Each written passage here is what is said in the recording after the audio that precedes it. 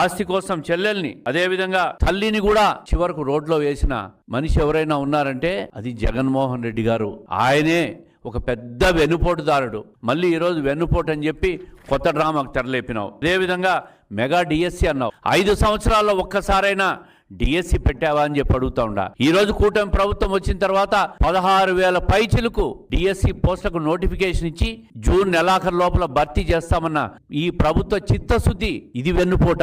5 సంవత్సరాల్లో mega DSC పెడతానని చెప్పి అధికారంలోకి వచ్చి అమలు చేయకపోవడం వెన్నుపోట అని చెప్పి నేను అడుగుతా ఉండా. అన్నా క్యాంటీన్లను రద్దు చేసి మరీ పేదవాడి పొట్టను అన్నం తండి లేకుండా చేసిన నువ్వు అది వెన్నుపోటు కాదా అని అడుగుతా ఉండా.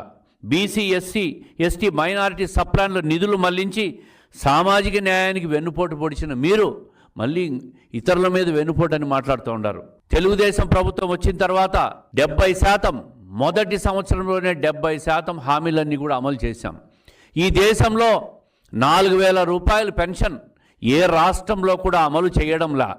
మరి అధికారంలోకి వచ్చిన వెంటనే ఏదైతే సూపర్ 6లో భాగంగా 3,000 నుంచి 4,000 రూపాయలు పెన్షన్ అమలు చేస్తామని హామీ ఇచ్చామో ఆ హామీని ఈరోజు స్వచ్ఛంగా అమలు జరుగుతున్న పరిస్థితిని మీరు చూస్తూనే ఉండారు. వృద్ధులు, వితంతువులు, వికలాంగులు సంతోషంగా వాళ్ళ ఇంటికి 1వ తేదీ పొద్దున 7 గంటలకు వాళ్ళ చేతుల్లో పెన్షన్ డబ్బులు చేరుతున్న విషయం వాస్తవం కాదా? అది హామీల అమలులో మొదటి స్థానంలో మా కూటమి ప్రభుత్వం ఉంది. మీ 5 సంవత్సరాలు గుంతలు పడిన రోడ్లన్నీ కూడా బాగు కోసం ఇప్పటికే 1,200 కోట్లు ఖర్చు చేసి దాదాపు 20,000 కిలోమీటర్ల రోడ్లు గుంతలు లేని రోడ్లుగా చేసి ఈరోజు ప్రజలకు కష్టాలు లేకుండా చేసిన ప్రభుత్వం ఏదైనా ఉందంటే అది కూటమి ప్రభుత్వం అని చెప్పి నేను తెలియజేస్తా ఉండా. మత్స్యకారుల ఉపాధికి దెబ్బతీసే జీవో 207ను రద్దు చేశాం. వాళ్ళ సేవలో పథకం ద్వారా 20,000 ఆర్థిక సహాయం కింద 260 కోట్లు ఈ ప్రభుత్వం ఖర్చు చేస్తూ ఉంది.